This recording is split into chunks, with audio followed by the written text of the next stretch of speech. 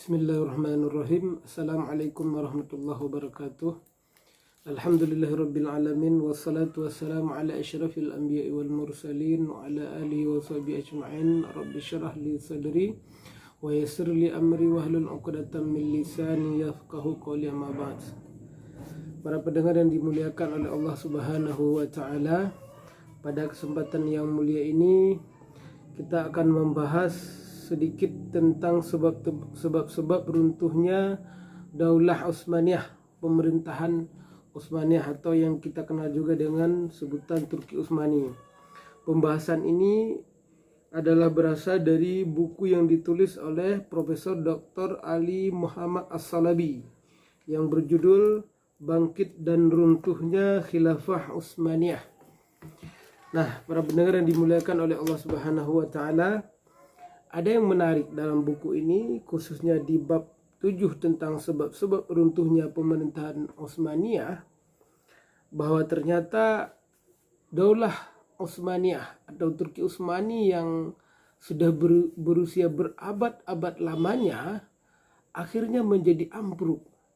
Ratusan tahun lamanya eksis dan dengan wilayah kekuasaan yang membentang dari Asia, Afrika hingga ke Eropa, tapi kemudian daulah ini bisa ambruk. Bagaimana bisa sebuah imperium yang sangat besar ini tapi kemudian bisa ambruk? Tentu ini ada sebuah persoalan yang sangat esensial yang terjadi dan menimpa masyarakat Daulah Utsmaniyah menjelang keruntuhannya. Nah, ternyata ketika kita membaca sejarah, kita akan mendapatkan korelasi antara ayat-ayat Allah Subhanahu wa taala dalam Al-Qur'an dan juga sabda Rasulullah dalam berbagai hadisnya, bahwa kejayaan sebuah negeri akan terjadi ketika mereka mengamalkan ajaran Islam dalam kehidupannya, dalam semua tatanan kehidupannya. Ketika mereka mengamalkan ajaran Islam dalam semua dimensi kehidupannya, maka Allah Subhanahu wa taala akan memberikan kejayaan kepada mereka. Dan sebaliknya, ketika mereka mulai meninggalkan syariat Allah Subhanahu wa taala, maka kemudian Allah mencabut kejayaan dari diri mereka. Maka tepat sekali ketika kita menyimak salah satu ayat Allah Subhanahu wa taala, A'udzu billahi minasyaitonir rajim. Bismillahirrahmanirrahim. Walau anna ahlal qura amanu wattaqau lafatahna 'alaihim barakatim minas sama'i wal ardh. Sekiranya penduduk sebuah negeri beriman dan bertakwa kepada Allah, lafatahna 'alaihim, maka kami akan buka kepada mereka pintu keberkahan dari langit dan juga dari bumi. Allah menjanjikan bahwa ketika penduduk sebuah negeri beriman dan bertakwa kepada Allah Subhanahu wa taala, maka Allah akan memberikan kepada mereka kejayaan, pintu keberkahan dari langit dan juga dari bumi. Subhanallah. Dan begitu juga sebaliknya. Walakin kadzabu fa akhadnahum bima kanu yakdibun. Ketika mereka mendustai, ketika mereka tidak melaksanakan syariat Islam dalam semua tatanan kehidupannya, fa'akhaznahum bima kanu yakdibun, maka kami siksa mereka disebabkan oleh apa yang mereka perbuat. Artinya bahwa kita sebagai umat Islam, ketika kita melaksanakan syariat Islam dalam semua dimensi kehidupan kita, maka pada saat itu kita sedang memohon kepada Allah bahwa pelaksanaan syariat Islam dalam konteks pemerintahan dan juga dalam konteks kehidupan bermasyarakat ini merupakan proposal kita kepada Allah Subhanahu wa taala agar Allah memberikan kepada kita kejayaan. Dan sebaliknya, ketika penduduk di sebuah negeri mereka tidak lagi beriman dan bertakwa kepada Allah, tidak lagi menjalankan perintah Allah, tidak lagi mengamalkan syariat Islam dalam kehidupannya sebagai individu dan juga dalam kehidupan dalam konteks berbangsa dan bernegara, maka Allah akan cabut kejayaan dari diri mereka. Dan inilah yang terjadi pada Daulah Utsmaniyah, Turki Utsmani yang dibanggakan oleh umat Islam. Oleh karena pernah eksis berabad-abad lamanya. Kita orang Aceh pasti tahu tentang Turki Utsmani. Oleh sebab sejarah masa lalu Aceh Darussalam, antara kerajaan Aceh Darussalam dahulu memiliki hubungan yang sangat dekat dengan Daulah Utsmaniyah. Nah, ternyata Turki Utsmani sebuah daulah yang sangat besar. Sebagai pemimpin bagi dunia Islam berabad-abad lamanya. Tapi ternyata kemudian ambruk. Dan ambruknya Turki Utsmani ini mesti kita pahami ada korelasinya dengan Islam. Yaitu tatkala mereka mulai meninggalkan syariat Islam, maka Allah cabut kejayaan itu dari diri mereka. Maka pantas sekali suatu ketika Syekh Badi'uz Zaman Said Nursi dalam suatu khutbahnya, beliau mengatakan bahwa alasan kenapa Allah Subhanahu wa Ta'ala memberikan kita cobaan yang sangat berat ini adalah karena ketika Allah Subhanahu wa Ta'ala memerintahkan kepada kita untuk salat sehari semalam 5 waktu, tapi ternyata banyak di antara kita yang abai. Ini di antara penggalan khutbah dari Syekh Badi'uz Zaman Said Nursi yang saya baca dalam salah satu buku beliau, yaitu buku Risalah An-Nur. Artinya bahwa dalam analisa Syekh Said Nursi yang merupakan seorang sufi yang sangat agung, bahwa runtuhnya Turki Utsmani memiliki korelasi dengan sebab ditinggalkannya syariat Islam oleh masyarakatnya dan juga oleh para bangsawannya yang hidup di akhir periode Daulah Utsmaniyah. Nah, hal yang paling menarik adalah bahwa dalam buku ini, Bangkit dan Runtuhnya Daulah Utsmaniyah, kita akan mendapatkan penjelasan yang sangat gamblang, penjelasan yang sangat runut, yang dari semua penjelasan ini kita dapat mengambil pelajaran bahwa betapa penting kita memperkuat masyarakat kita dengan aturan kehidupan yang berlandaskan syariat Islam. Karena dengan cara seperti itulah kita sebagai umat Islam akan dapat meraih kejayaan, bukan dengan jalan yang lain.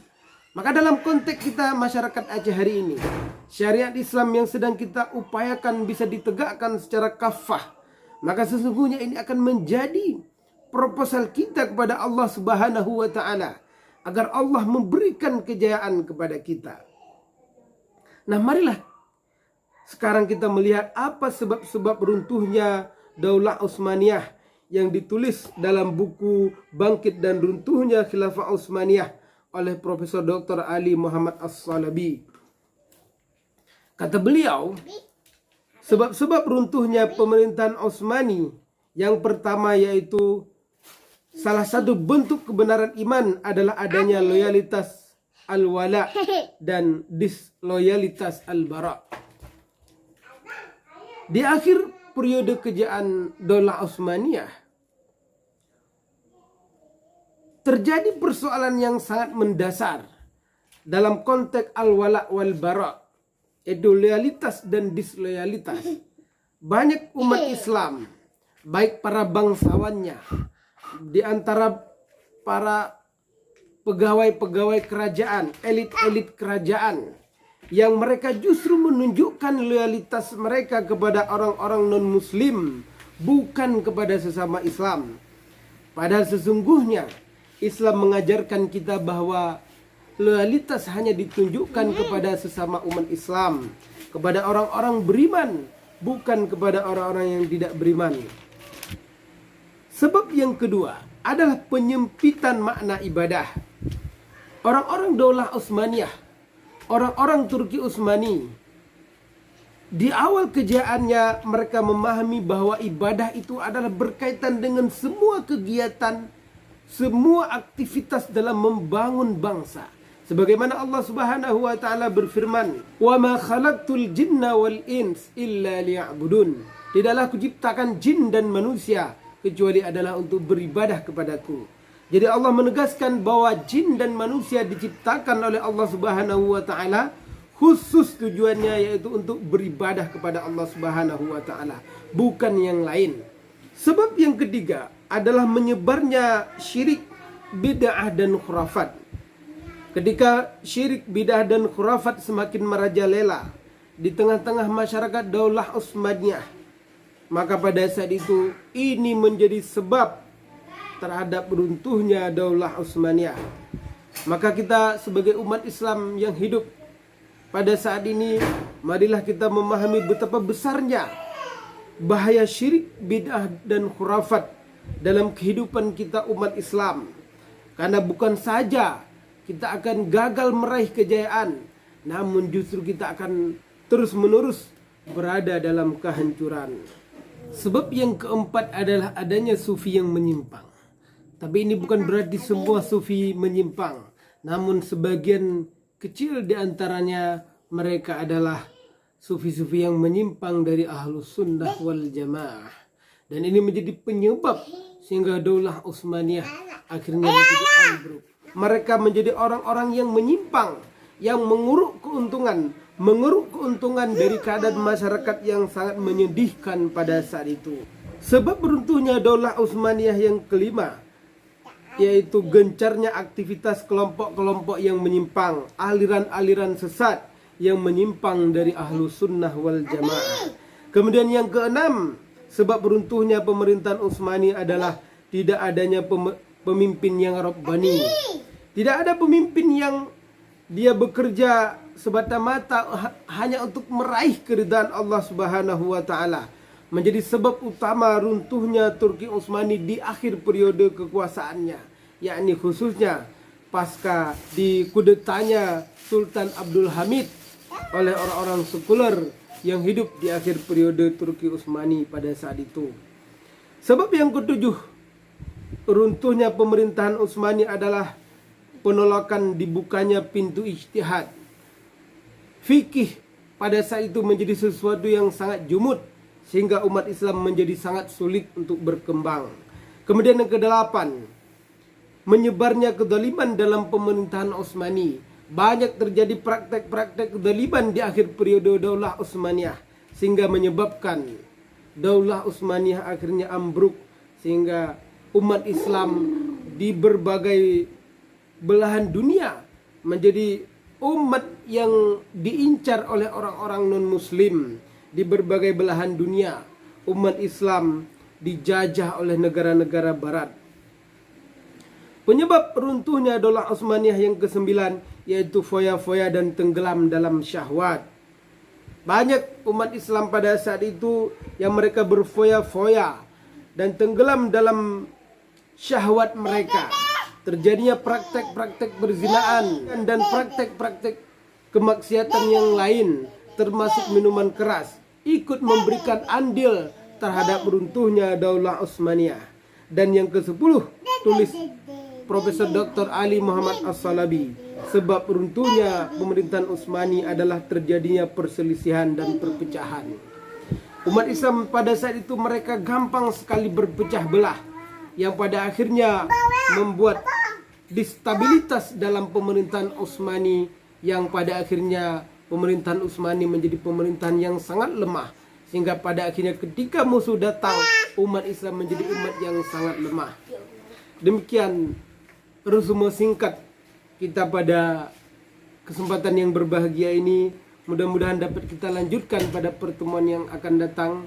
Mudah-mudahan kita dapat mengambil pelajaran bahwa kalau kita ingin kembali kejayaan yang pernah kita raih di masa dahulu, maka kita harus mengantisipasi yang menjadi sebab-sebab runtuhnya Daulah Utsmaniyah ini. Kita ingin menuju kepada kejayaan, tapi jangan justru kita meniti jalan menuju kepada kehancuran. Maka apa yang telah terjadi pada orang-orang yang terdahulu sudah seharusnya kita belajar. Maka sudah seharusnya kita dapat mengambil pelajaran pada apa yang terjadi pada umat terdahulu, agar kemudian kita dapat memperbaiki langkah kita di masa yang akan datang, sehingga kemudian kita menjadi orang-orang yang diberikan kejayaan oleh Allah Subhanahu wa taala kepada kita semuanya. Demikian ulasan singkat saya pada kesempatan yang mulia ini. Billahi taufiq wal hidayah. Assalamualaikum warahmatullahi wabarakatuh.